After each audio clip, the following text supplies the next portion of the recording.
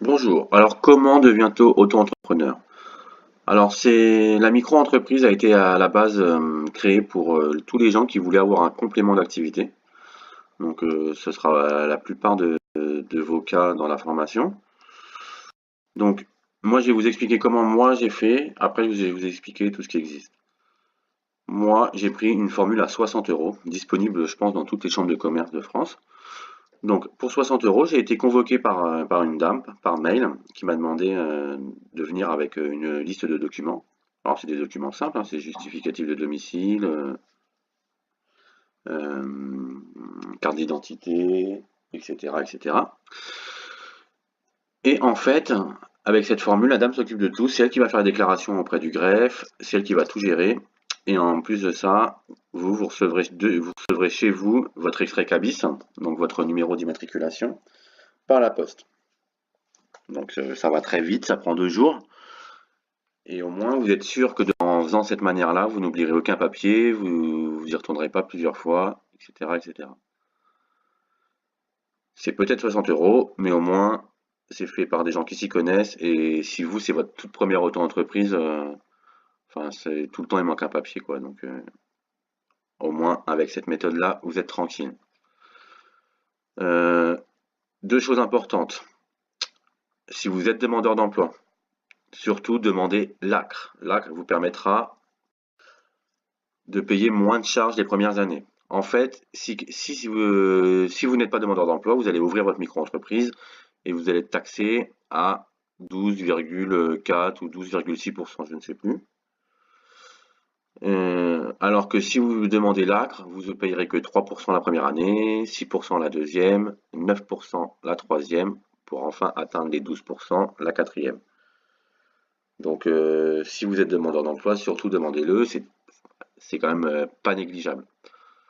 Bon, de toute façon, même quand vous êtes au plafond, vous ne payez que 12,6% de charge sur l'ensemble de votre chiffre d'affaires. Donc, ça reste la meilleure stratégie pour développer ce business, c'est la micro-entreprise. Donc, vous aurez le droit à 82 000 euros de chiffre d'affaires annuel, puisque nous, c'est la catégorie achat-vente. Mais vous pourrez aussi faire, donc, doubler ce plafond, c'est-à-dire arriver aux 164 000 euros.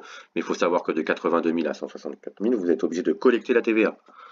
Ça veut dire que bah, là, quand vous faites une vente, vous enlevez la TVA que vous devez reverser à l'État. Bon, on n'en est pas là. Sachez que bon, c'est pas très intéressant, mais déjà 82 000 euros, déjà il y a de quoi faire. Donc l'ACRE, je vous en ai parlé, c'est très important. Donc la catégorie, nous, c'est achat-vente. Et moi, dans la désignation, ce qui vous demande quel est votre type d'activité, moi j'ai mis tout simplement achat et revente sur Internet. Voilà. Maintenant, il y a une deuxième chose très importante, c'est sur l'impôt libératoire. On va vous demander, quand vous allez vous rendre à la chambre de commerce, on va vous demander comment déjà vous voulez payer vos charges. Est-ce que vous voulez les payer mensuellement? Est-ce que vous voulez les payer trimestriellement? Donc moi, dans mon cas, je suis au trimestre. Et j'ai demandé à payer ce qu'on appelle l'impôt libératoire. Donc qu'est-ce que c'est? C'est-à-dire que quand je fais ma déclaration chaque trimestre, donc moi je bénéficie de l'ACRE aussi, donc je paye 3,4%. Donc je prends mon chiffre d'affaires.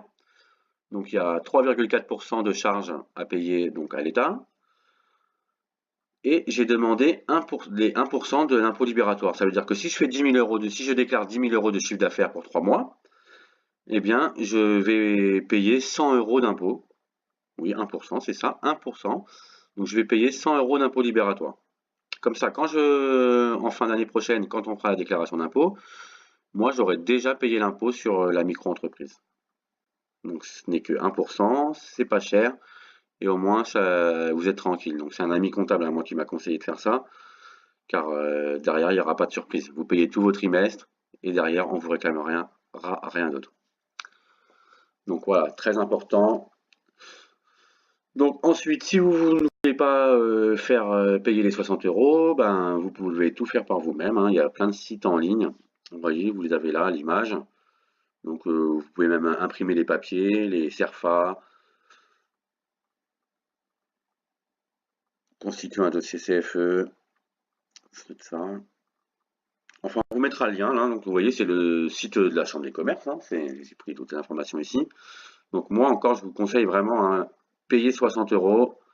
C'est de toute façon l'immatriculation en elle-même, c'est payant. C'est 26 euros. Donc, on n'est pas à 40 euros près, même si vous allez vous dire oui, mais ce qu'elle fait, j'aurais pu le faire. Peut-être, mais vous savez, plus vite ça ira, mieux ce sera. Et au moins, vous n'oublierez rien. Donc voilà, je me suis peut-être un peu répété sur cette vidéo, mais au moins c'est clair. Surtout n'oubliez pas, donc nous c'est achat-revente.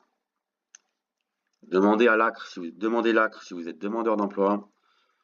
Et troisième chose, demandez bien surtout à payer l'impôt libératoire. Voilà, je vous laisse et je vous retrouve dans la prochaine vidéo.